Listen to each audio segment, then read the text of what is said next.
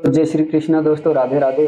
तो अभी हम बता रहे हैं गीता के बारे में, जो कि काफ़ी ज़्यादा यूजफुल वीडियो होने वाली है आप सभी के लिए। तो मैं बताना चाह रहा हूँ कि गीता के 3 रहस्य जो आज भी कोई नहीं जानता, और यह रहस्य हमारे सनातन धर्म से ही जुड़ा है। इसमें ये पहला रहस्य है कि मृत्यु का असली अर्थ ही कोई नहीं जानता। दूसरा है कर्म और भाग्य का रहस्य, जो कि तीसरा है युद्ध का रहस्य, जो कि इन तीनों रहस्यों के बारे में हम बात करने वाले हैं।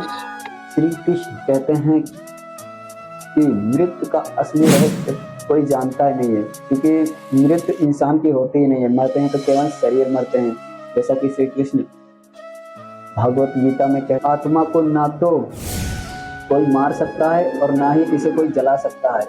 आत्मा आदि और अनंत है, इसका अंत ही नहीं होता। और इसका असली रहस्य यह है कि मनुष्य मरता ही नहीं है, केवल वह शरीर बदलता है। ठीक उसी प्रकार जिस प्रकार हम और तुम अपने कपड़े बदलते हैं, उसी प्रकार मनुष्य की आत्मा भी दूसरे के शरीर में प्रवेश करती है, ना कि वो विलुप्त हो जाती है। जानने वाले व्यक्ति कभी किसी के मर जाने पर किसी का शोक नहीं करते, क्योंकि वो अच्छी तरह से समझते हैं कि आत्मा का कभी अंत नहीं होता, क्योंकि वो अनंत होता है। लोग कहते हैं कि सब भाग्य में लिखा है, लेकिन गीता कहती है कर्म ही भाग्य है। जो कर्म करोगे वही भाग्य बन जाएगा। और गीता में श्री कृष्ण कहते हैं कि हमारा अधिकार केवल कर्म पर ही है, फल पर नहीं। इसलिए इसलिए कर्म करो, फल की चिंता ना करो। यह सच्चाई है और यही से ही आपको शांति मिलेगी।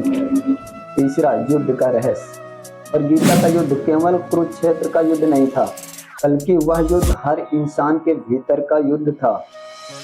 यह युद्ध सही और गलत के बीच, धर्म और अधर्म के बीच, न्याय और अन्याय के बीच का युद्ध था। कृष्ण ने इस युद्ध के माध्यम से समझाया है कि जब तक हम मनुष्य अपने अंदर के अधर्म के युद्ध से नहीं लड़ेंगे, तब तक हम बाहर के युद्ध को कभी जीत ही नहीं सकते। इससे ना हमें शांति मिलेगी, ना हमें जीत। इसलिए अर्जुन को कहते हैं, हे पार्थ, तुम तो हमको समर्पित करके तुम कुरुक्षेत्र में युद्ध करो। तो दोस्तों, ये थे गीता के 3 रहस्य जो अभी तक बहुतों को नहीं पता थे।